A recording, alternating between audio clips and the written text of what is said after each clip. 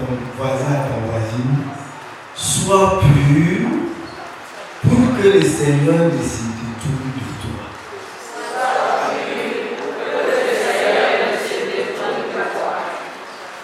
Et tu ajoutes, ce n'est pas une menace, c'est un message d'amour.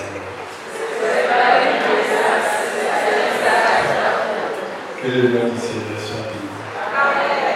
Voilà, frères et sœurs bien-aimés, nous avons donc la grande grâce d'accueillir encore le frère Joël Paris, que je ne vous présente plus. Voilà, il a l'habitude de venir nous aider ici pour nos enseignements. Et sur ce, je vais vous inviter, frère bien-aimé, à nous délivrer l'enseignement. Merci beaucoup.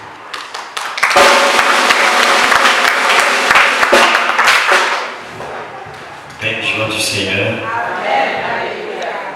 Je rends grâce à Dieu, c'est toujours une grande joie pour moi de me retrouver avec vous pour qu'ensemble nous puissions intercéder. Et je bénis le Seigneur pour la vie des membres du royaume, pour la vie de votre bergère et pour la vie de tout un chacun de vous. Retourne-toi, dis à ton voisin, tu es une bénédiction. Il n'a pas entendu, il faut nous dire. Alléluia. Alléluia. Donc, on va prendre le passage appui qui nous a été donné, Deutéronome, chapitre 23, versets 13 à 14, comme le thème a déjà été lu. Vas-y. Tu auras parmi ton bagage un instrument. Tu auras parmi ton bagage un instrument dont tu ne serviras pour faire un creux et recourir des excréments quand tu voudras aller dehors. Car l'Éternel, ton Dieu, marche au milieu de ton champ pour te protéger et protéger pour livrer tes ennemis devant toi. Ton sang devra être donc saint, afin que l'Éternel ne voie chez toi rien d'impur et qu'il ne se détourne point de toi. Parole du Seigneur.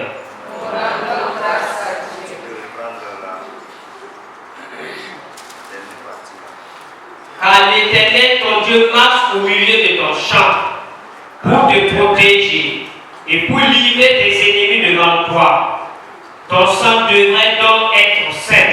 Ton sang devrait donc être saint, afin que l'Éternel ne voie chez toi rien d'impur. Afin que l'Éternel ne voie chez toi rien d'impur. Et qu'il se détourne point de toi. Et qu'il ne se détourne point de toi. Amen. Dis à ton voisin, ta vie devrait être sainte. Ta vie devrait être sainte. Afin que Dieu ne se détourne pas de toi. Afin que Dieu ne se détourne pas de toi. Un des sujets qui fâche les gens, c'est le sujet de la sanctification. Et c'est un des sujets également où la plupart des prédicateurs ont peur de prêcher ça aujourd'hui.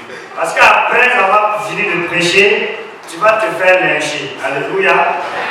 Je me rappelle qu'en 2018, je prêchais d'une manière à une retraite. Et ce jour-là, c'était le deuxième jour de la retraite. Ah, ça n'a pas été facile après la prédication. Il y a une dame qui était tellement en colère contre moi. Ah, Dieu n'est pas comme ça. Alléluia. Dis à son voisin, on vous trompe. Amen. Je commence par dire aux gens que tous ceux qui disent que Dieu n'est pas compliqué, là, vous mentez. Alléluia. Dieu est très compliqué. Et c'est une preuve aujourd'hui. Le Seigneur dit, qu'on ne trouve pas chez toi quelque chose d'impur. Parce que ce qui est impur, comme retourner chez toi, va amener Dieu à se détourner de toi. Est-ce que nous l'allons prendre un peu? Et ça vient répondre à la plainte de beaucoup d'entre nous. On va lire Isaïe 59, le verset 1 à 3. Non, la main de l'Éternel n'est pas trop courte pour sauver, ni son oreille trop dure pour entendre. Mais ce sont nos crimes qui mettent une séparation entre vous et votre Dieu. Ce sont vos péchés qui vous cachent sa face Il empêche de vous écouter. Car vos mains sont souillées de sang et vos doigts de crime. Vos lèvres profèrent le mensonge.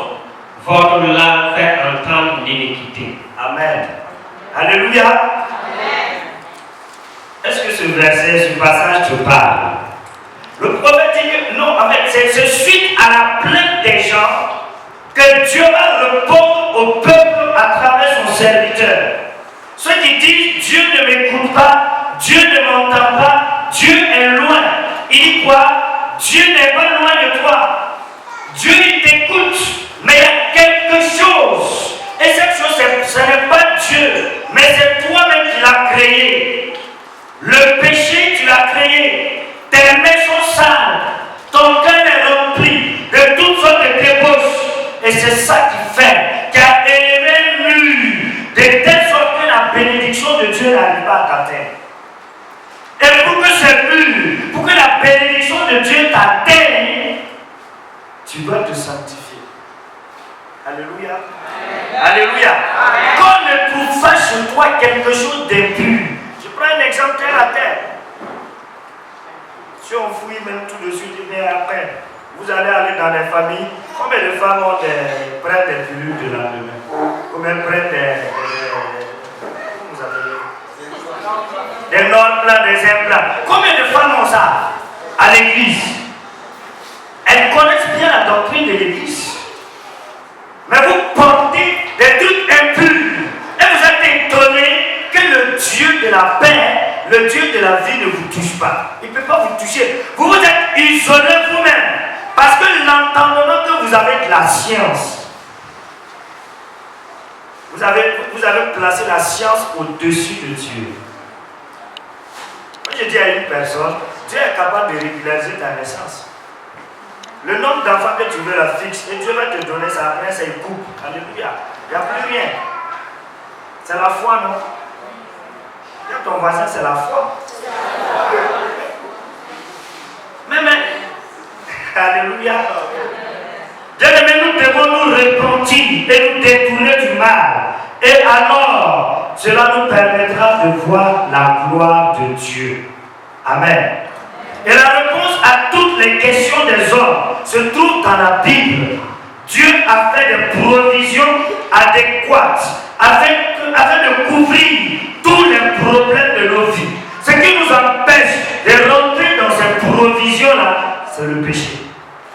Ce qui empêche Dieu de venir marcher dans nos vies, c'est le péché. J'ai dit là à les gens le vendredi, quand vous voyez quelqu'un qui est triste, quand vous voyez quelqu'un qui n'arrive plus à prier, que la personne examine les dents de son cœur. Alléluia. Il verra qu'en réalité son cœur s'est éloigné de Dieu. Même souvent quand vous voyez des gens qui désertent une assemblée de prière, qu'est-ce qui peut amener quelqu'un à quitter une assemblée de prière? Il y en a toutes les raisons. Alléluia. Au Seigneur, je t'ai prié, comme je prie, Dieu ne répond pas, je ne vais plus venir prier. Ou bien, voilà, je venais dans ce groupe ici, les gens ne m'ont pas considéré, donc je ne viens plus. Ça te regarde? Alléluia. Non, ça te regarde. Amen. Bien-aimés, si nous voulons que le Seigneur continue de nous exaucer, de nous secourir, nous devons nous détourner du péché. Si nous voulons toujours continuer d'entendre Dieu, Jésus disait à ses contemporains, Jean le chapitre 10, à partir du verset 8, il dit, mais les brebis entendent ma voix. Si toi tu n'entends pas la voix du Seigneur, pose-toi la question, est-ce que tu fais partie du bercail? Alléluia. C'est biblique, c'est pas moi. Alléluia. Tu n'entends pas la voix de Dieu. La question, au lieu de te dire que Dieu ne te parle pas, demande-toi, est-ce que tu fais partie du troupeau? Parce que les brebis du Seigneur entendent sa voix, mais toi tu ne l'entends pas. Il y a un problème. Ceux qui sont avec Dieu, quand Dieu leur parle, ils entendent, ils reconnaissent la voix du bon berger. Alléluia. Toi tu ne le connais pas, tu reconnais la voix d'un autre. Qui est ton berger? Alléluia. Et en reconnaissant la voix d'une autre personne et en permettant qu'une autre personne parle à nos oreilles, nous permettons que cette personne domine sur nous. Parce que nous tous, chacun est esclave de ce qui a dominé sur lui. C'est Paul va dire aux Galates, il dit, mais Galates sans cervelle, votre course allait bien. Qui vous a ensorcelé afin de gâter votre vie actuellement? Dis à ton voisin, ta vie allait bien. Qui a gâté ça? Alléluia. C'est la question que tu dois te poser. Qui a gâté ta vie? Qui a fait que les choses ne vont plus bien? Qui a fait que ta vie de prière n'arrive plus à décoller comme tu veux? Qui a fait que tes affaires ne décollent plus? La question, toi, n'est pas au niveau de Dieu. Alléluia. Alléluia. La seule question qui peut être au niveau de Dieu, c'est que c'est nous-mêmes aussi qui avons agi. Parce que souvent, en posant certains actes, le Seigneur lui-même nous maudit. Si Dieu maudit un homme là, personne ne peut faire quelque chose. Mais toi-même, tu t'auto-maudis aussi par le péché. Il y a des péchés qui sont accompagnés automatiquement de malédiction. Manque de respect à ses parents. Alléluia. Il y a une malédiction. Tu t'attires une malédiction. Il y a des péchés qui sont accompagnés de... Il y a des actes, quand tu poses, tu honores ton père et ta mère, ça accompagne de bénédiction. Un des péchés que je pense que ça accompagne d'une malédiction, c'est sortir avec un prêtre. C'est une malédiction. Tu t'attires une malédiction. Ce que tu as appris, toi aussi tu vas aller prendre. Alléluia. Alléluia. Bien aimé, une chose qu'il faut savoir, le péché ne partira jamais de lui-même. Si tant que nous n'avons pas pris la décision de le booster hors de nos vies. Il faut que nous sachions une chose. Jésus-Christ, en mourant à la croix, nous a déjà libérés du péché. Il n'y a pas une situation, un péché, quelqu'un peut dire, ce péché-là, je n'arrive pas à m'en défaire. C'est que tu ne crois pas à la mort et résurrection de Jésus. Jésus nous a libérés du péché. Il y en a qui se plaisent dans leur péché. Oui, ils se plaisent. Par exemple, quelqu'un qui vit en concubinage, il se plaît dedans. Oui. Et puis c'est souvent les femmes là qui donnent ce droit aux hommes de vivre en concubinage. Tu donnes le droit au monsieur de se considérer comme un homme marié. Ah, il n'a pas fait attention. Le mariage, ce n'est pas tout le monde. Tu ne peux pas te considérer comme un homme marié et vouloir les privilèges du mariage. C'est pas possible. Il vient à marier. Il a eu besoin de quelque chose. Humainement, il vient à marier. Et mais spirituellement, on ne connaît pas son statut. Il y a ton voisin dans le ciel, il n'y a pas de statut concubinage. Il n'y a pas de statut concubinage, il n'y a pas de statut maîtresse, il n'y a rien. Le statut qui est là, c'est le statut de vie là. Soit tu es consacré, soit tu es marié. Soit tu es marié. Et il y en a même qui permettent, par le péché de l'adultère, en ne vivant pas bien leur mariage, vous permettez aux gens de se foutre du sacrement du mariage. Et beaucoup de gens permettent aux gens de se foutre du sacrement. Quelqu'un qui vit bien son mariage, qui aime son mariage, qui apprécie son mariage, la bénédiction de Dieu ne peut pas ne pas couler là-bas. C'est pas possible. Dieu a tellement béni le mariage, la grâce, la faveur divine ne peut pas ne pas couler dans le foyer quand l'onction du mariage est respectée. Mais nous faisons quoi pour détruire cela? Par l'adultère. L'adultère. Il y en a même qui détruisent le sacrement du mariage en utilisant des films pornographiques. Vous êtes marié, vous regardez quoi? Vous cherchez quoi? Regarde ton voisin, tu cherches quoi? Et toi aussi tu es contente. Quand vous regardez ton mari s'unir à toi, tu es contente. Il est en train de te blaguer. Il s'unit à l'acteur, l'actrice du Bordeaux là. C'est ça, mais c'est pas toi. Et vous êtes étonné que vous êtes marié et vous avez des maris de nuit dans le mariage. C'est pas normal. Un couple marié, un mari de nuit. C'est pas normal. Si vous avez ça, c'est que vous avez ouvert une porte. Allez-y chercher, vous avez ouvert la porte. Alléluia. L'onction de Dieu protège les mariés. C'est un état de vie. Et on ne s'amuse pas avec. Aujourd'hui, nous avons l'impression, c'est parce que nous écoutons le mauvais conseil des personnes qui n'ont pas estimé le mariage. Voilà pourquoi beaucoup de gens que Dieu pensent que Dieu ne bénit pas le mariage. Dieu bénit grave dans le mariage. Mais si tu tombes sur quelqu'un qui n'estime pas le sacrement du mariage, si tu lui racontes, il va te dire, ah, fais attention, le mariage là c'est pas bon, dis à la personne tu mens. Le mariage est bon. Alléluia. Alléluia. Parce qu'il n'estime pas ce que Dieu lui a donné. Si vous n'estimez pas la grâce que Dieu va vous a donnée, ça va vous amener à pécher. Et si vous péchez, Dieu ne peut plus venir marcher dans votre famille.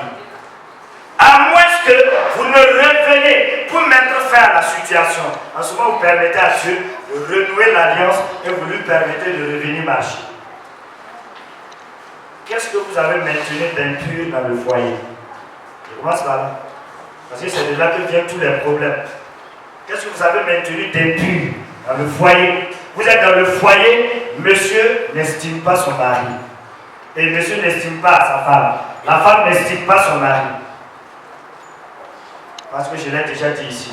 Partout où vous vous rendez, où il y a un homme qui est dévalorisé, sachez que c'est Satan qui a l'œuvre. Là où on dévalorise l'homme, ce n'est pas l'Esprit de Dieu qui est en train d'agir. Et ça blesse le cœur de Dieu. Parce que l'homme est à l'image de Dieu et à sa ressemblance. Si ton époux est à l'image et à la ressemblance de Dieu, pourquoi tu le dévalorises? Si ton épouse est à l'image et à la ressemblance de Dieu, pourquoi tu la dévalorises? En dévalorisant ton mari ou bien ta femme, c'est Dieu que tu es en train de dévaloriser. Et il ne faut pas t'étonner. Alléluia. Alléluia. Et c'est ça en fait. C'est ça. Si je ne suis pas capable de poser un regard, le regard divin que Dieu a posé sur moi pour m'aimer tel que Dieu m'a créé, c'est un péché. Et je ne permets pas à Dieu de venir marcher avec moi. Je ne permets pas à Dieu de venir marcher avec moi. Et le Seigneur veut que tu ôtes cela de ton cœur. Tu ôtes cela de ta vie. Si Dieu t'a aimé, qui es-tu toi pour ne pas t'aimer toi? Dieu t'aime, non? Qui es-tu pour ne pas t'aimer toi? Dieu t'aime avec tout ce que tu as. Dieu t'aime avec tout ce que tu es. Alléluia. Dieu t'aime avec ton passé, ton présent et ton futur. Mais qui es-tu et puis tu ne t'aimes pas toi-même? Vous savez pourquoi? Et les trucs de chirurgie esthétique, les produits de beauté, ça marche. C'est parce que l'homme est en train de se régner lui-même. Nous nous régnons tel que Dieu nous a créés. Nous nous refusons et nous ne voulons pas être cette image qui reflète la gloire de Dieu. Et quand tu te régnes et tu vis, beaucoup de gens vivent par procuration. Ils vivent des vies qui ne sont pas leur vie. Oui, oui, oui. Ils vivent la vie de d'autres personnes. Tu ne peux pas vivre la vie d'une tierce personne et vouloir que l'Esprit Saint vienne marcher avec toi. Demande à ton voisin, tu vis la vie de qui? Bien-aimés frères et sœurs, je vais vous dire quelque chose. Dieu ne bénit pas une photocopie. Dieu bénit l'original. Dieu n'a pas créé de photocopie. Alléluia. Dieu est unique et Dieu n'a pas créé de photocopie. Pourquoi vous voulez vivre et ressembler aux autres? Et en ressemblant aux autres, vous détruisez le cœur de votre Créateur. Et vous êtes là et vous lui dites, viens marcher avec moi, je suis ton Dieu. Ah, tu sais que je t'aime. Non, tu dis non. Je ne bénis pas photocopie. Alléluia. Dis à ton voisin, ne bénis pas photocopie.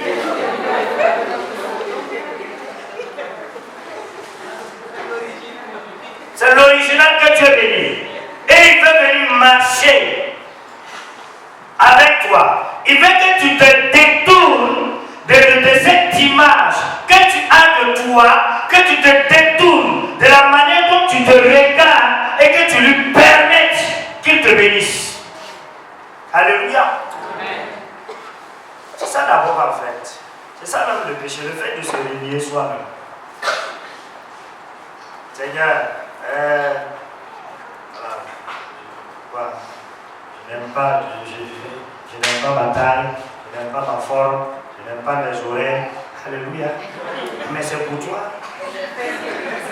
Je n'aime pas mon ventre, mais c'est ton ventre. Alléluia. Moi-même, vous savez, il y a des manières très humiliantes. Et j'interpelle, je ne sais pas si je l'ai déjà fait. Souvent, j'interpelle les gens, surtout les chrétiens, à ne pas divulguer. Il y a des vidéos qui humilient. Oui, surtout avec le phénomène à Boutou, skinny. Vous voyez, il y a une vidéo que moi j'ai regardée, ça m'a choqué. On voit une fille qui est vraiment potelée, elle vient, elle saute dans une piscine et on voit l'eau qui s'éclabouille et puis tout le monde tombe. L'eau. C'est comme si quand elle est tombée dans l'eau là, toute l'eau de la piscine là s'est évaporée. Elle a disparu. Alléluia. Alléluia. Bon. Dieu il t'a créé comme ça.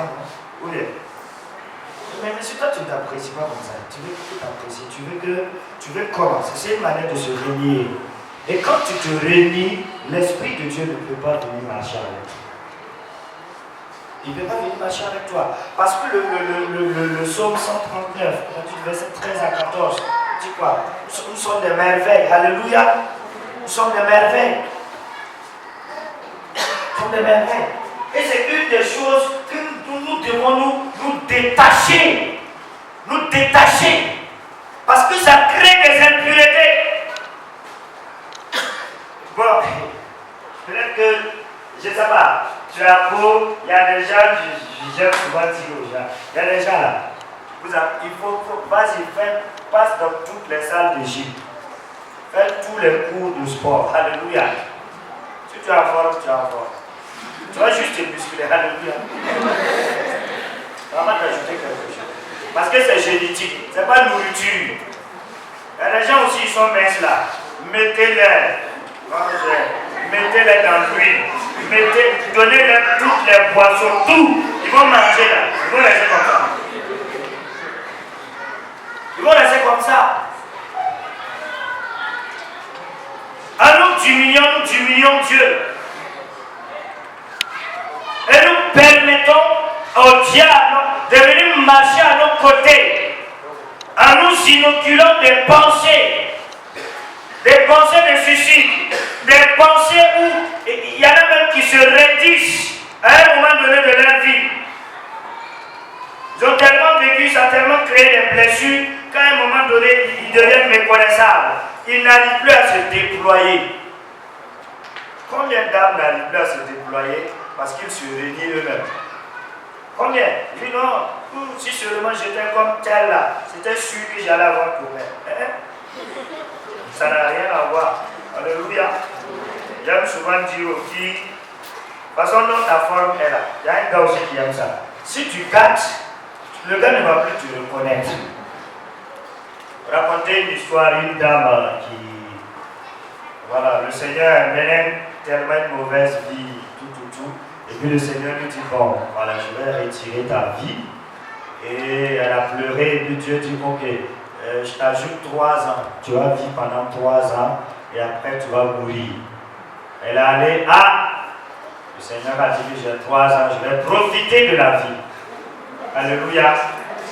Elle a commencé tout, vivre à fond. Ça n'a pas atteint les 3 ans, elle a fait accident, elle est décédée.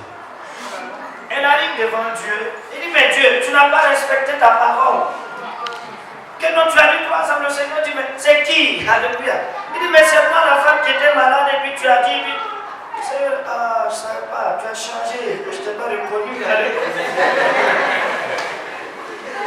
Amen. Tu n'as pas reconnu. Donc, tu as perdu. Amen. Alléluia.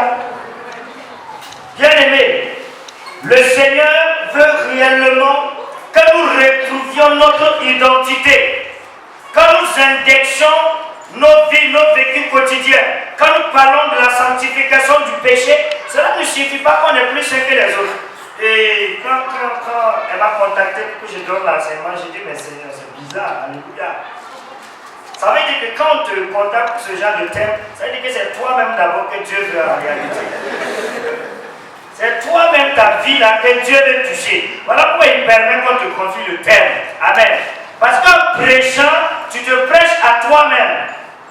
Et c'est ça en réalité. Donc, le Seigneur, en nous apprenant le baptême, nous recommande de confesser nos péchés. Dis à ton voisin, confesse tes péchés. Voilà. Pour que Dieu ne se détourne pas de nous, nous devons confesser nos péchés. Et il a dit quoi? Pardonne-nous nos offenses. Matthieu 12, le chapitre 6, le verset 6 dit quoi? Pardonne-nous nos offenses comme nous pardonnons aussi à ceux qui nous ont offensés. Jésus nous invite à confesser nos péchés au Seigneur, afin que lui qui est juste et bon là, puisse nous pardonner. Parce que le péché nous défigure. Le péché nous prive de la liberté des enfants de Dieu. Un enfant de Dieu qui vit dans le péché n'est pas libre. Et quand tu n'es pas libre, tu vas te comporter comme un esclave. Et si tu te comportes comme un esclave, tu rends les autres esclaves autour de toi. Parce que tu ne leur donnes que ce que tu as. Amen. Une femme qui est esclave va rendre son mari esclave. Un époux qui est esclave va rendre sa femme esclave. Et les enfants, elle les rend esclaves aussi. Alléluia.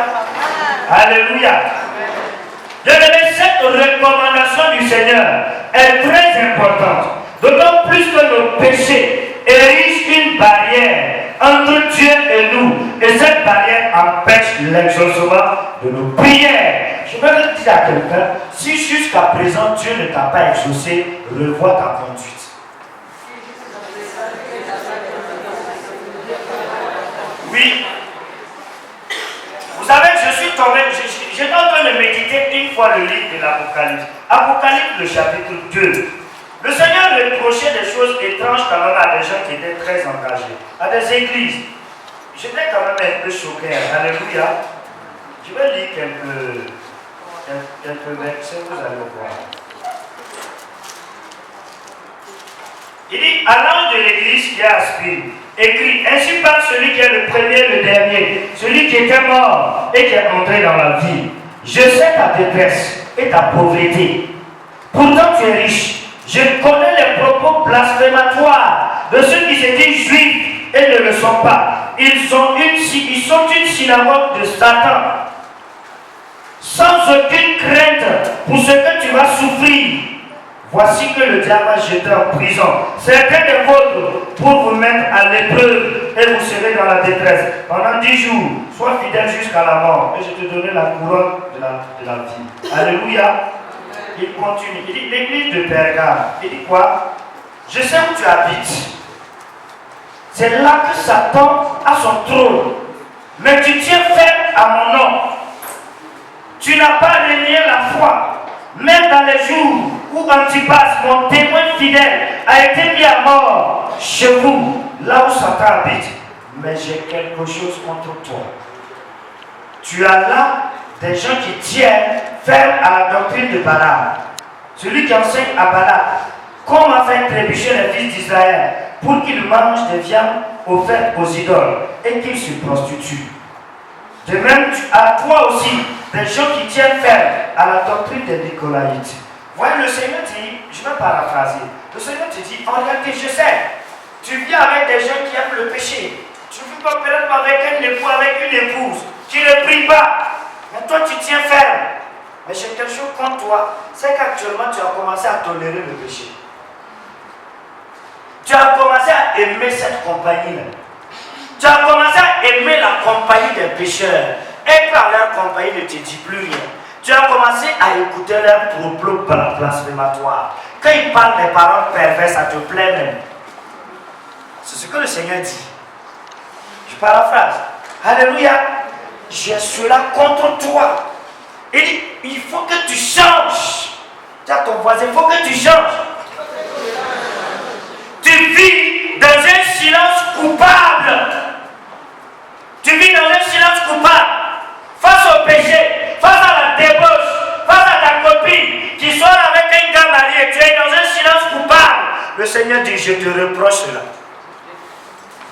Je te reproche. Tu sais que c'est pas bien, mais tu ne la parles pas. Tu lui dis rien.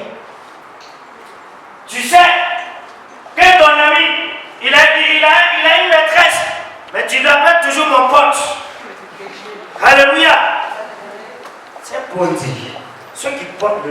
chrétiens, leur parler et qu'ils ne se convertissent pas, partez les laisser, rompez la relation. Rompez la relation. Mais toi, tu aimes ça. Tu pries à la flamme vivante, mais tu as toujours tes copines de péché. Quand vous quittez, si vous vous retrouvez dans votre grain de péché. Alléluia. Oui, vous retrouvez. Tu as toujours tes copines de péché. Et puis ta compagnie ne les gêne pas. Quelqu'un qui a l'onction, quelqu'un qui vit dans la sanctification. Quand tu es avec des gens qui ne vivent pas dans la sanctification, ta manière de faire les interpelle. Ils commencent à ne plus aimer ta compagnie. C'est eux qui vont te rejeter. Vous êtes d'accord avec moi? C'est eux qui te rejettent. Mais toi, on t'appelle. Alléluia. Tu finis à 18h. Non, tu viens nous trouver là-bas. Et puis tu pars. S'il t'appelle, c'est que le Seigneur, il y a des reproches. Il faut regarder dans ton cœur. Il y a quelque chose qui ne va pas quelque part. Je ne parle pas. Vous pouvez être dans un bureau, dans le contexte professionnel. Vous travaillez ensemble. Vous n'avez rien à voir. Vous vous retrouvez, vous avez travaillé. Après, c'est fini. Alléluia. Mais tes amis qui cherchent gars des gens, et puis vous êtes toujours ensemble, il y a un problème. Oui, vous dites à ton voisin, il y a un problème. Tu penses que ce qu'elle fait là, ça va te, toi aussi, ça va te parler. Ça ne va pas te parler. Le silence vous parle aujourd'hui des chrétiens. Les chrétiens ont peur d'annexer le péché. Ils ont peur d'interpeller les gens en disant non, si je parle, on va me juger. Jugez-moi. Je ne suis pas mieux que. Qui t'a dit que celui qui parle est mieux que toi? C'est parce que je veux que toi et moi on aille au paradis ensemble. Alléluia. C'est ça, comme je dirais, c'est parce que je veux qu'on s'attrape et qu'on avance ensemble. Amen. Les gens sont tellement aigris, quand on leur parle de sanctification et de péché, ils disent non, vous me jugez, vous n'êtes pas mieux, Dieu lui-même là. Lis bien la Bible. Avant de parler de Dieu lui-même, le Seigneur même dit que si tu regardes une femme et puis tu la désires, tu es un adultère. Ah, n'en parlons pas si tu touches. Alléluia. Il y a des péchés où le Seigneur a élevé le niveau. Combien de personnes, combien d'entre nous sommes dans des adultères spirituels? Le regard. Le regard. Oui, oui. Tu as des... Non. Toi-même, tu es trop susceptible. Non, c'est une amie, sinon il n'y a rien entre toi, entre elle et moi. Toi-même, tu connais ton cœur. Personne ne connaît le cœur de l'homme si c'est Dieu seul. Dieu sonde les cœurs et les reins. Alléluia. Souvent, si tu examines bien, la femme que tu écris beaucoup, c'est une femme que tu aimes dans le secret. Souvent. Alléluia. Oui. L'homme à qui tu écris tout le temps, lui, c'est un homme que tu aimes dans le secret. Tu ne veux pas dire la vérité. Alléluia. Mais Dieu connaît, Dieu ton voisin, Dieu connaît ton cœur. Dieu il connaît. Voilà. Et si nous voulons réellement vivre dans la sanctification, il ne s'agit pas des actes.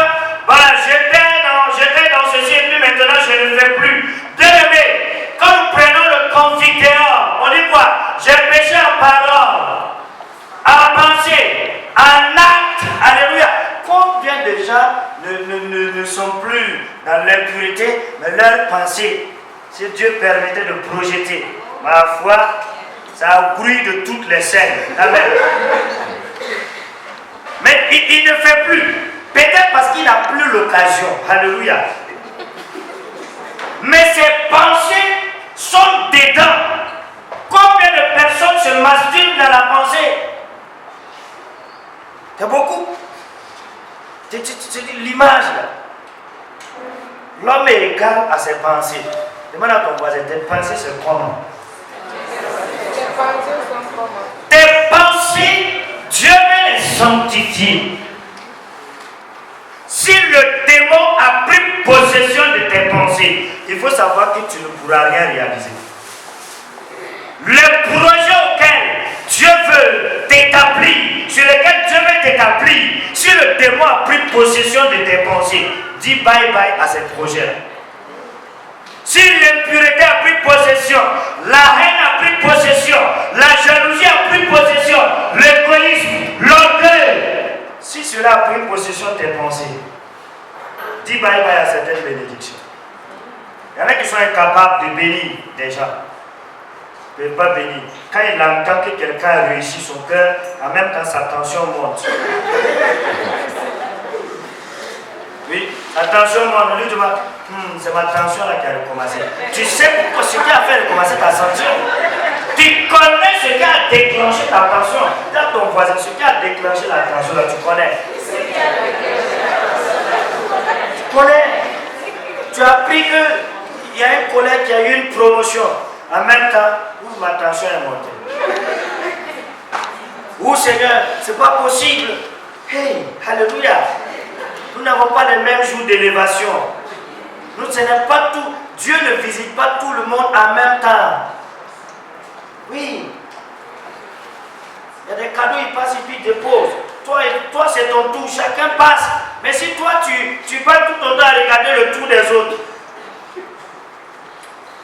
et puis tu deviens aigle. On dit, viens, on va prier. Tu dis, je ne prie plus. Alléluia. Il y a beaucoup de personnes qui nourrissent l'amertume dans leur cœur. Ils sont amers. Dis à ton voisin, tu es amer, pourquoi? Elle apprend que sa copine, l'enfant de sa copine a eu son examen, elle est aigrie. Elle parle plus à la copine. Causerie est coupée en même temps. Son enfant n'a pas eu. C'est pas la peine. D'après ma copine, tu non, aujourd'hui, en 2 jours là, je ne peux pas, je suis, mais ça va un peu, mais ça va.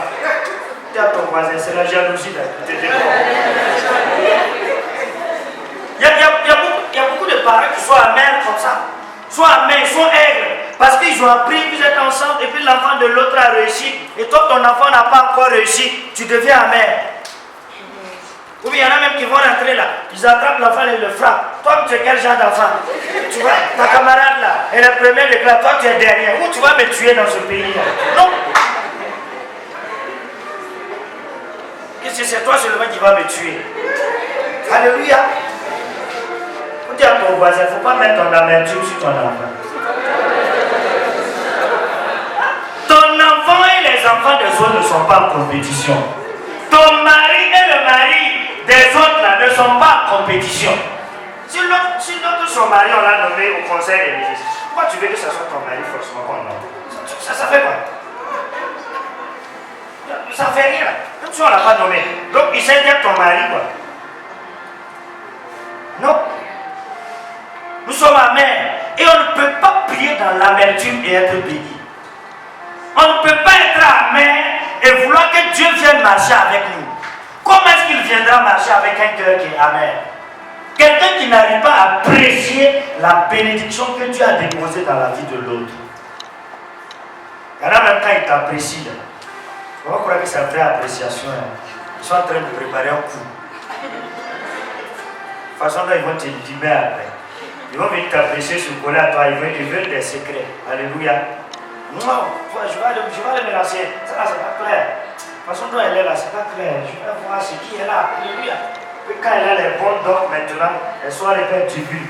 Beaucoup de chrétiens sont devenus des calomniateurs et des gens médisants à cause des réseaux sociaux. Oui. Beaucoup de chrétiens sont médisants. Quand vous relayez une information fausse, vous médisez. C'est de la médisance. Quand vous relayez certaines images, certaines informations sur les réseaux sociaux et on est en train de calomnier quelqu'un, mais vous êtes en train de participer. Maria Sima dit que ce qui amène les gens en enfer, c'est la calomnie et les médisances. Et les hommes du purgatoire lui ont dit ça. La calomnie et les médisances. Tes likes que tu fais là, dis à ton voisin, fais attention à tes likes.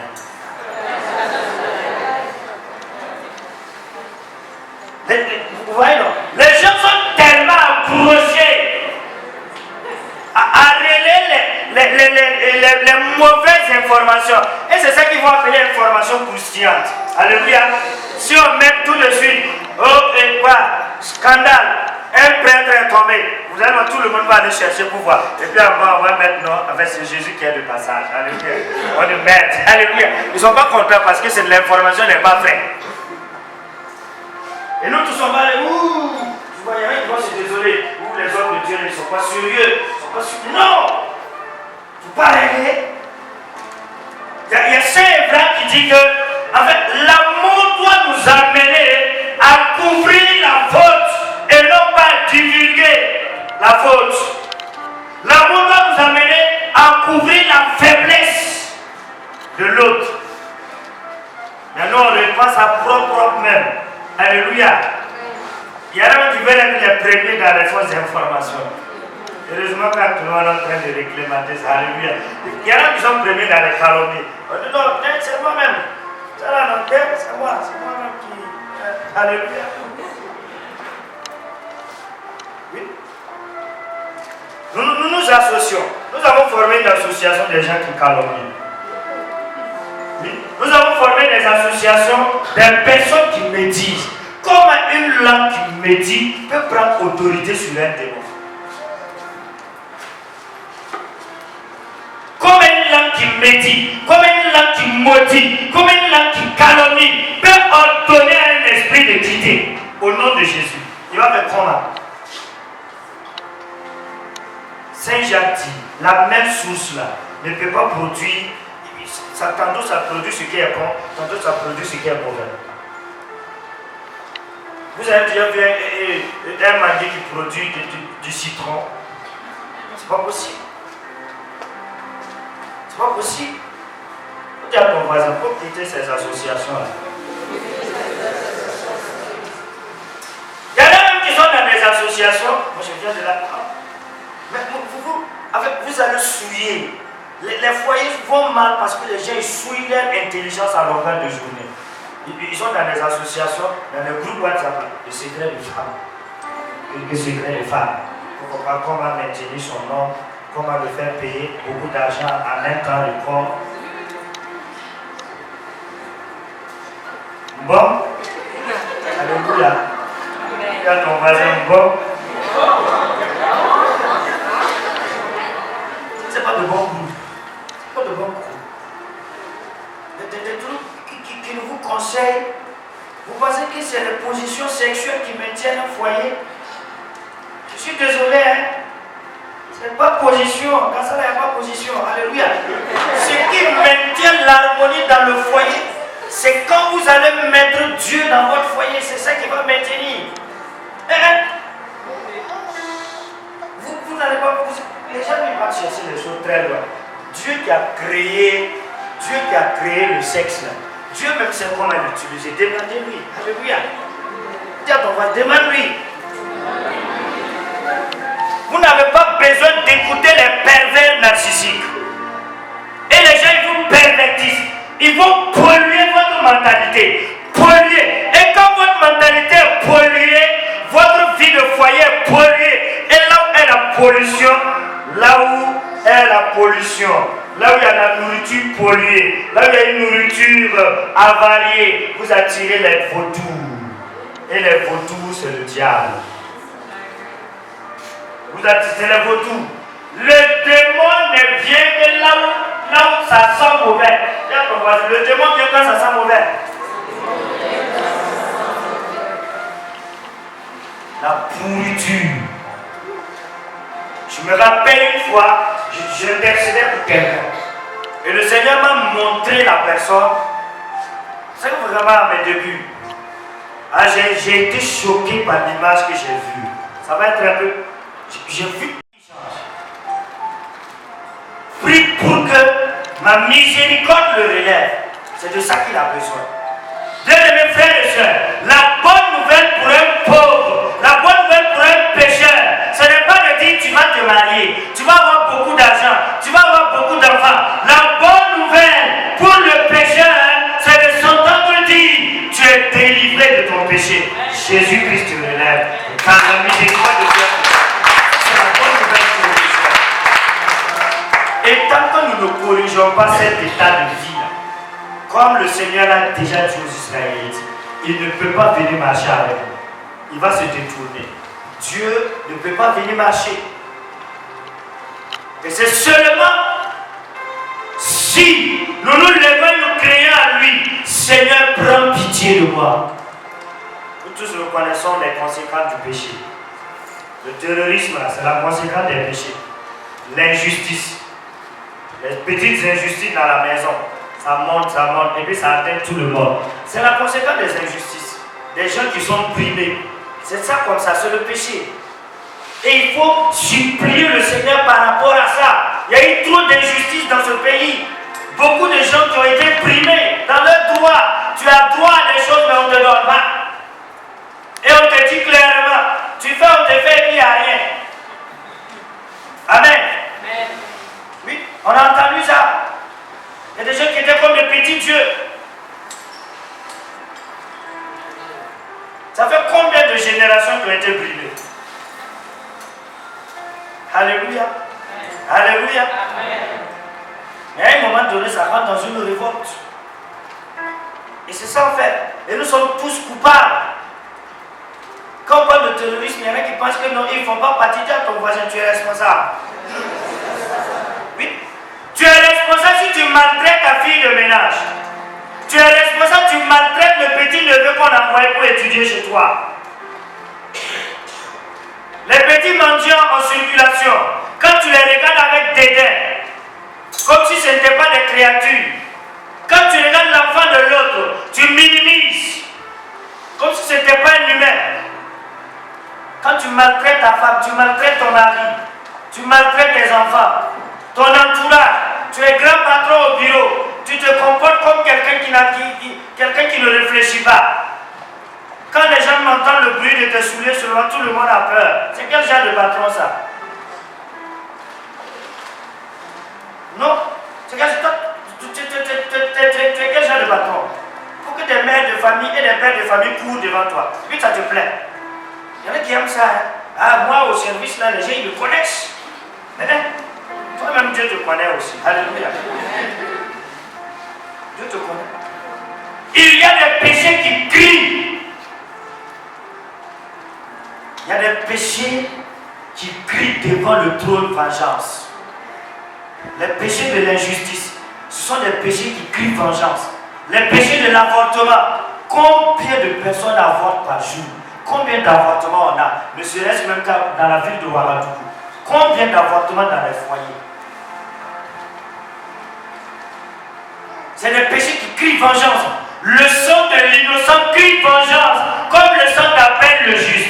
Et ces enfants avortés, leur sang crie vengeance devant le trône de Dieu. Il nous faut implorer la miséricorde de Dieu. Leur sang crie vengeance. Et c'est nous-mêmes les chrétiens catholiques. Oui, oui, les chrétiens catholiques, moi je ne sais même pas si c'est... Amen. Dis à ton voisin, chrétien là, ce n'est pas une affaire de dénomination. Laisse tomber ta dénomination. C'est une affaire de rencontrer le Christ. Ce n'est pas une affaire de dire je suis catholique. C'est une affaire de rencontrer Jésus. Ce n'est pas une affaire de dénomination. Le péché qui crie vengeance devant le trône. Les salaires de l'ouvrier que tu maintiens, tu ne payes pas. Paye pas le salaire de l'ouvrier. La personne fait le travail. Toi-même, tu sais, mais tu ne payes pas. Souvent même, vous voyez, non, on est bizarre, hein. Il y en a qui pensent que c'est les grands patrons. Quand tu pars, la bonne dame qui est en train de vendre les trucs au marché, elle te dit que ça fait 50 francs. Tu discutes pour une moindre. Alléluia. Si tu n'as pas 50 francs pour payer, tu discutes, tu dis elle n'a pas donné à 25 francs. Comme elle sait que si elle ne donne pas, elle n'aura pas cet argent pour nourrir sa famille, elle te va à perte. Combien de fois nous avons fait en sorte que les gens nous vendent les choses à perte?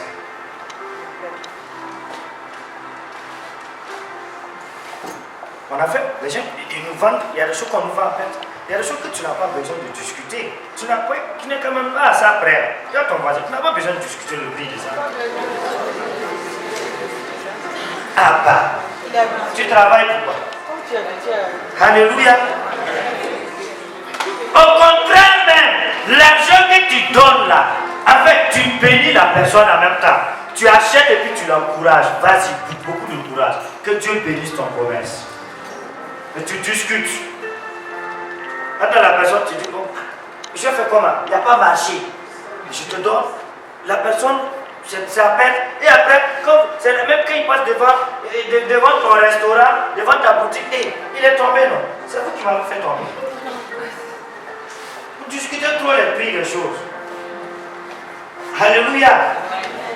Alléluia. Dis à ton voisin, il faut changer. Changer. Dieu veut marcher avec nous. Mais certaines choses font que Dieu ne peut pas. Il veut nous utiliser. Il veut nous bénir. Je vous assure, la Bible, il y a plus de bénédictions dans la Bible que de malédictions. La Bible est remplie de bénédictions. Et les bénédictions là, c'est 365 sur 365 jours.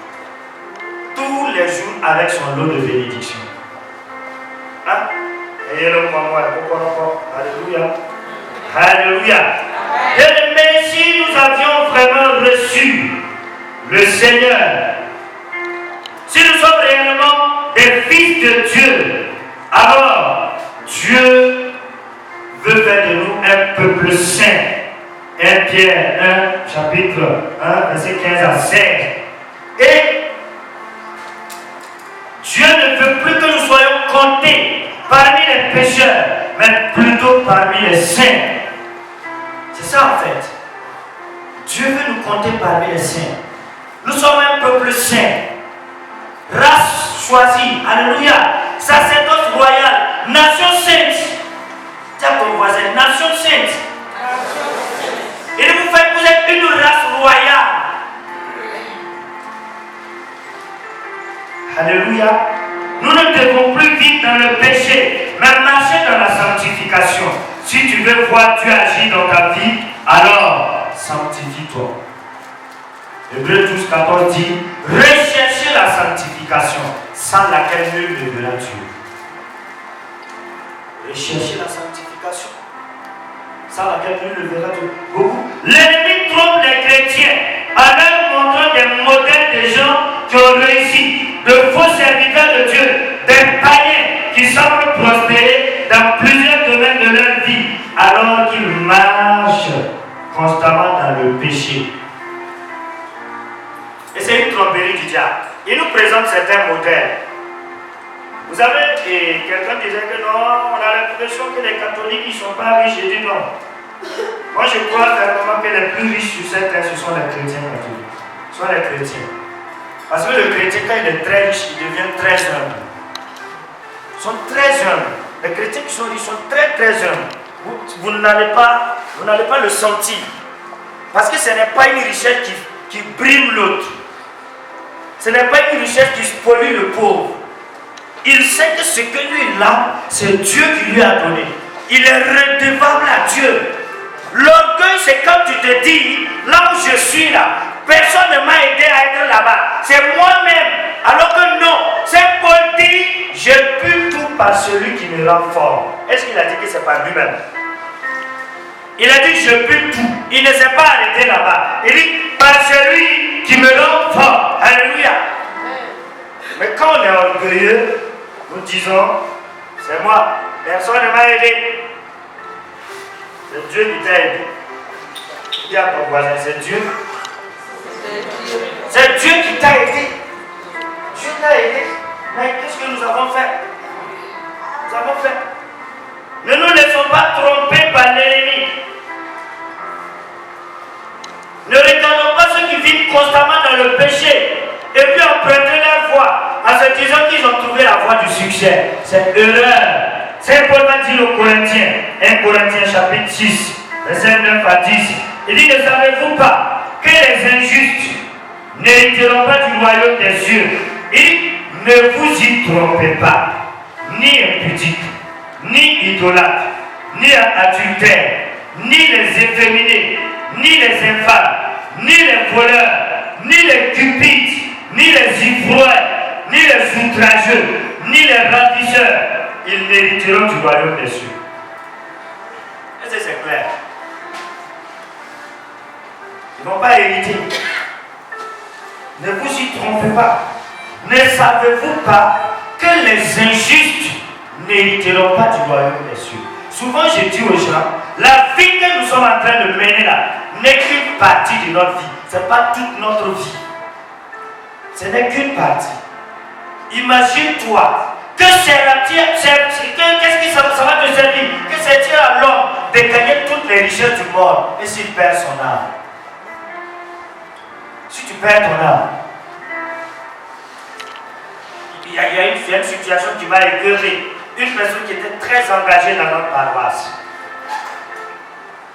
On a négocié en son temps l'aumônier pour qu'il se marie. Il a dit non, il ne va pas se marier. Il est mort. Il a piqué une crise, il est mort. Quand il est mort, il n'y a eu aucun prêtre. Il n'y a même pas une messe pour lui. Pendant plus de 20 ans d'engagement. Il faut réfléchir. On va réfléchir. Il faut réfléchir. C'est des choses qui ne préviennent pas. C'est des choses sur lesquelles il ne faut pas t'amuser. Il ne faut pas t'amuser. Mais si tu t'amuses, les injustes ne vont pas hériter du royaume. Et puis il cite, tout un chacun de nous, on peut se retrouver dedans. Il dit, ne vous y trompez pas. Les impudiques, les idolâtres, les adultères, les efféminés, les infâmes, les voleurs, les cupides, les ivrognes, les outrageux, les ravisseurs, ils ne vont pas hériter du royaume des cieux. Et quand vous partez au niveau du livre de l'Apocalypse, il est dit là-bas, les chiens dehors, cite. Dis à ton voisin, fais gaffe. Nul ne sait ni l'heure ni le jour, mais le maître arrive. Alléluia. Alléluia. Amen. Si on s'amuse, les choses peuvent nous surprendre désagréablement.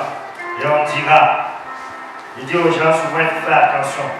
Quand vous êtes là, vous chantez, et que vous dites, ah vraiment, s'il y a certaines personnes mortes qui pouvaient se lever lors des obsèques, et puis attraper le cou des gens, les allaient se lever. Il y a des gens qui disent, ah vraiment, il a bien vécu. Ah franchement, c'était un gars bien. Pendant que tu dis ça, le gars, il est énervé. Si tu ne sais pas ce qu'il vit, alléluia. Amen. Vous voyez le livre Apocalypse, le chapitre 22, il nous dit ceci. Dehors, les chiens, les sorciers, les débauchés, les meurtriers, les idolâtres et tous ceux qui aiment et pratiquent le mensonge. Dehors. Faut dire à ton voisin, dehors. Tous ceux qui aiment et pratiquent le mensonge. Apocalypse chapitre 22. Du verset 14 à 15. Il faut que nous nous revoyons. Bien-aimés, dans nos prières à Dieu, nous devons continuellement demander à Dieu de sonder notre cœur. Psaume 139, verset 23. Sonde-moi, ô Dieu, et connais mon cœur. Éprouve-moi, connais mon souci. Regarde si je suis sur une mauvaise voie et conduis-moi sur la voie de l'éternité. Nous devons redire cette prière au Seigneur tous les jours. Sonde-moi, connais mon cœur. Regarde si je suis sur une mauvaise voie. Ne vous contentez pas des appréciations des gens. Souvent, il y a des personnes qui vous apprécient parce qu'ils attendent quelque chose de vous. Mais la parole de Dieu va vous aider à vous examiner tel que vous êtes. Quelqu'un peut dire, souvent nous constatons lors des anniversaires, tu es bien, reste tel que tu es, on t'aime comme ça. Mais attention. Vous ne m'aimez pas comme ça, vous n'aimez pas mon bien, tout le monde évolue, alléluia. Moi-même, je sais qu'il y a des choses que je dois corriger. Pourquoi tu me dis de rester comme ça? Pour faire quoi? Je dois me perfectionner. Je dois me sanctifier à longueur de journée. Chercher à plaire à Dieu. La Bible dit rechercher la paix et la sanctification avec tout le monde. Rechercher la paix avec tout le monde. Mais pour avoir la paix avec tout le monde, il faut que tu sois en paix avec toi-même et avec Dieu d'abord. Sinon, tu ne peux pas avoir la paix avec tout le monde. Mais comment puis-je être dans le péché et être en paix avec tout le monde? Comment puis-je tolérer la souffrance et être en paix avec tout le monde? Nous sommes devenus insensibles. Jésus disait à Sainte Faustine, les péchés qui me font souffrir, c'est la négligence de ceux qui m'aiment. Leur froideur. Ceux qui aiment Jésus sont devenus froids. On est devenu froid. On n'est pas sensible à sa présence. On n'est pas sensible à son amour. On n'est pas sensible à la souffrance des frères et sœurs. Et Thérèse de l'enfant Jésus dit, il dit, mais levez-vous. Il faut que vous priez, implorez la miséricorde de Dieu. Parce que les âmes sont en train de tomber dans l'enfer comme des flocons de neige. Moi, je lisais un témoignage d'un saint. Il dit, le Seigneur lui a permis d'avoir une vision. Une journée, il y a plus de 60 000 personnes qui sont décédées. Et les 60 000 personnes qui sont décédées, c'est une seule personne qui est allée directement au paradis. Et 4 autres sont partis au purgatoire. Et les autres, il dit, il ne sait pas. Ils ont été absorbés par la Bible. Alléluia. Alléluia. C'est une des techniques de la franc-maçonnerie. Quand vous lisez les 33 points de destruction de la messe par les francs-maçons, ils disent quoi? Enseignez-leur l'amour. Parlez-leur uniquement d'amour. Ne leur parlez jamais de péché. Ne leur parlez jamais de la justice de Dieu. Et là, vous allez endormir leur conscience. Ne leur parlez pas de péché. Ne leur parlez pas de justice. Parlez-leur d'amour. Parlez-leur d'amour. Le Seigneur l'a rappelé à Sainte Faustine. Vous parlez trop de mon amour. Vous faites quoi de ma justice? Parlez-leur d'amour. Ça a été un plan maçonnique. 33 points de destruction de la messe par les francs-maçons. Cliquez sur le net, vous allez voir. Et ça peut vous interpeller. Alléluia. Alléluia. Bien-aimé, le Seigneur veut nous relever. Parce que tout un chacun de nous, nous sommes des enfants bien-aimés du Père. Dieu nous aime. Il veut nous utiliser pour que nous puissions sauver d'autres personnes. Dieu veut t'utiliser pour que d'autres âmes soient sauvées. On n'a pas le droit d'être sauvé seul. Je pense que c'est Maximilien Paul qui disait que personne n'a le droit d'être heureux tout seul. Dans ton voisin, tu n'as pas le droit d'être heureux tout seul.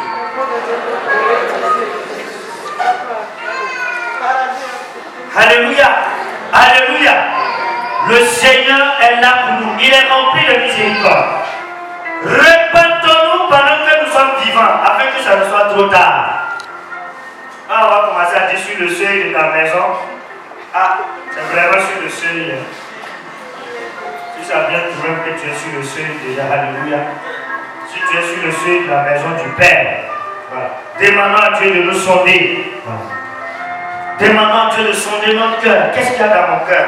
Est-ce le mensonge, la colère, l'irritation, l'adultère, l'homosexualité, la tricherie, la jalousie, les promesses non tenues, le vol, le manque de pardon? C'est quoi qui est dans mon cœur? Que Dieu m'examine.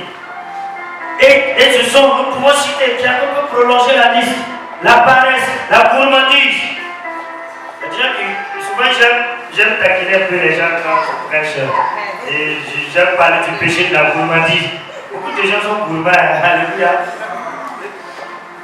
Vous regardez un peu l'ordre des réceptions. Parfois, la personne il fait le mot qu'il va dire, alléluia. Il n'y a pas ce plat-là qui passe à côté de lui. Il n'y en a pas. Tout. Et moi, je n'ai pas eu ça. Il prend une bière, il met ça. Il fait ça, il met. Et puis il prend l'autre, il met en bas. Et serveur, moi, je n'ai pas. Et nous, on n'a pas eu là. Alléluia. Ça peut dire à ton voisin, ça ne dépasse pas ici. C'est ici seulement. On n'a pas eu. Et puis le comble. Là, si c'est la réception de mariage, non seulement il va bien manger à ton mariage, mais il va insulter ton couple. Tu vas trouver que le visage de ta femme là n'est pas joli. Alléluia. Elle va trouver que ton mari là, c'est pour ça qu'il nous a laissé trouver un bizarre comme ça. La bourrade, c'est la raison qu'il a raison de l'ignore. Alléluia. Alléluia. Pas la beauté. Hein. Je vous assure, je vous donne ce témoignage en passant. Moi, je suis allé en évangélisation quelque part. J'étais une veillée. Quand je suis monté pendant le ministère, je faisais le ministère, je passe et je vois une très belle femme dans l'assemblée. J'ai dit waouh Seigneur, c'est une appréciation vraiment. Alléluia. Elle était très belle, je vous assure. Mais ce qui est bizarre, tu vois, quand tu la vois, tu as l'impression que c'est une métissée. Et toi, non. En fait, tu vois son œil qui est enflé, teint clair, avec coup de poing, ça devient bien rouge. Bon, moi je suis passé. Voilà. Et un temps, le Seigneur me donne une parole. Il y a une femme dans l'assemblée, son mari l'a frappée. Et puis blessé. Quand je vois qui tombe, c'est la jolie dame. Je dis, hey! Comment un homme peut frapper une aussi jolie femme? Alléluia! Alléluia! Tu vois un homme qui frappe femme jolie comme ça. On va lui demander, c'est quoi le problème? Alléluia! Souvent il y a un problème. C'est pas jolie qui gagne foyer. Hein? C'est la beauté intérieure qui gagne foyer. Dis à ton voisin, c'est la beauté intérieure. Et c'est ça qui maintient aussi. C'est ça qui maintient aussi dans le foyer. Voilà. Donc, nous devons nous examiner et demander au Saint-Esprit. Examiner ce qui nous sépare de Dieu. Et lorsque le Saint-Esprit te révèle tes péchés, alors repens-toi, confesse-toi. Proverbe 28, 13 dit ceci, celui qui cache ses transgressions ne prospère point. Mais celui qui les avoue et les délaisse obtient la miséricorde. Si tu demandes pardon de tes péchés, bien-aimé, Dieu est fidèle et juste, il te les pardonnera. 1 Jean, le chapitre 1, le verset 9. Le péché empêche l'exaucement des prières. Jean, le chapitre 9, le verset 31. Et nous prive de la gloire de Dieu. Romains 3, 23. Alors, la question que je vais te poser, veux-tu voir Dieu à l'œuvre dans ta vie? Veux-tu voir réellement Dieu à l'œuvre dans ta vie? Oui. Veux-tu voir la bénédiction de Dieu? Oui. Alléluia. Alléluia. Alors, bien-aimé, marche dans la sanctification. Et tu verras que Dieu va se manifester d'une manière glorieuse dans ta vie. Tu marches dans la sanctification. C'est un chemin qui est très noble. Mais de nos jours, c'est un chemin qui est devenu très difficile. Henri Bergson dit que notre civilisation est devenue une civilisation aphrodisiaque. Oui, la télévision. Ouais, non? Ouais, la télévision, les petits téléphones qu'on a là. C'est ça qui nous fait pécher beaucoup actuellement.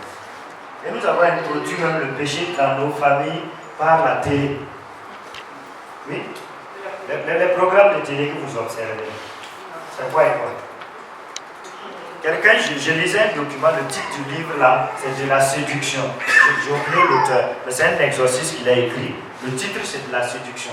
Ceux qui veulent le lire, vous pouvez le chercher. De la séduction. Il dit là-bas, méfiez-vous de ce qui vous est si bien rendu sans que vous l'ayez demandé. En parlant un peu de la télévision. Méfiez-vous de ce qui vous est si bien rendu sans que vous ne l'ayez demandé. C'est clair. Les téléphones, c'est bien et même c'est bien si nous savons bien l'utiliser. La télévision peut être bien pour nous si nous savons bien l'utiliser. Mais nous sommes, quel type de programme tes enfants regardent à la télé? Il y en a là. Ouais, les dessins animés aujourd'hui, c'est rempli des images homosexuelles, des images de violence. Oui? C'est des trucs de violence. En 1952, un franc-maçon disait ceci, l'avènement de la télévision. Il dit il a salué sur son lit d'hôpital. Il a salué l'avènement de la télévision. Il dit à part ça, nous allons leur proposer le programme que nous voulons. Et en ce moment, nous allons proposer à leurs enfants des films de guerre, des films de cow-boy. Et quand ils vont grandir, alors nous allons venir prendre leur âme. Parce que leur âme nous appartiendra en ce moment. Ton enfant regarde quoi? Il regarde quoi? Ils zappent. Il y en a qui sont contents que leurs enfants manipulent leur téléphone. Un junior ou un junior 5 téléphone. Alléluia. Et la fois, il y a quand Somali junior, le téléphone a Somali junior. Alléluia. Un bicala. Ouais, il y a 5 téléphones. Même comme il prend un toto. Pas c'est Junior le téléphone. Grand frère Junior, alléluia. Tu vas le tuer Junior. Non, tu vas le tuer. Et en réalité, moi, il y a un chant de ZS que j'aime. La vieille génération connaît ça. Il dit quoi? Ils ont misé sur science et technique pour libérer l'homme préhistorique. Mais l'homme n'est pas seulement que rendement, l'homme est aussi sentiment. La télévision remplace les parents et les chiens remplacent les enfants. C'est ce qu'il y a là actuellement. C'est qu'on refuse en Europe là. C'est ça qu'il y a là actuellement. Lui il avait chanté, ça fait longtemps. Mais c'est ça que nous sommes en train de vivre. Nous sommes en train de vivre ça actuellement. Et les parents ne se rendent pas compte. Quand tu es un papa ou bien une maman, tu reviens du travail, ton enfant ne court pas t'accueillir. Il y a un problème. Ce qui le préoccupe, il est devant la télé, et puis tu dis, ah bah, bonjour, bonne arrivée, et puis continue. Et tu dis, mon fils, bonne arrivée. Alléluia. Mais avant, quand on rentre là, mais avant c'est quoi? Quand les parents viennent, les enfants courent, ils accueillent. C'est ça, non? Ils prennent le sac ou ce qu'il a, ils vont déposer. C'est des choses que vous pouvez ramener dans vos familles. C'est mélangé, mais ce n'est pas gâté. Tu dis à ton voisin, c'est mélangé, mais ce n'est pas gâté. Oui, oui. Il faut les ramener. Et vous allez voir que l'âme de vos enfants, leur âme sera sensible à Dieu. Le but de l'ennemi aujourd'hui, c'est d'enlever Dieu dans la vie de l'homme. L'homme naturel est sensible à Dieu. Aujourd'hui, il va enlever Dieu. Même quand vous voyez le discours des gens, moi je suis né homosexuel, c'est faux. C'est une personne qui est blessée. Oui, c'est blessé. Et c'est, en fait, je vous explique un tout. Par exemple, je prends un exemple très simple. Avec le phénomène du terrorisme, ça crée actuellement beaucoup de blessures. Par exemple, un monsieur qui part à la guerre, pendant qu'il est en train de combattre, il a laissé sa femme enceinte. Tout ce qu'il ressent comme émotion, l'enfant aussi ressent les mêmes émotions. Dans le ventre de la mère. Et s'il meurt, l'enfant le ressent. Oui. Ça c'est un d'abord. Un père, et ta femme est enceinte, et tu trompes ta femme avec une autre femme, le péché d'adultère. L'enfant qui va naître, tu vas amener l'enfant à détester en fait le sexe opposé. Et c'est ça en fait que certains disent, non, je suis né homosexuel. Ça c'est les choses, ça c'est les conséquences du péché. Il y a tellement de conséquences. Donc l'enfant va développer des tendances, mais cela est venu du fait que c'est toi, pas ton péché. Parce que quand tu commets l'adultère, ta femme qui est enceinte là, elle ne sait pas, mais ton bébé sait que son papa trompe sa maman. Le bébé sait, et l'enfant naît avec ça. C'est spirituel. Alors, que le Seigneur nous aide, qu'il nous donne ta grâce. Dis à ton voisin, tout est possible. Dieu veut nous interpeller, et tu vas poser la main sur ton cœur. Tu as entendu la parole, tu as entendu ce que le Seigneur veut. Tout part d'une décision.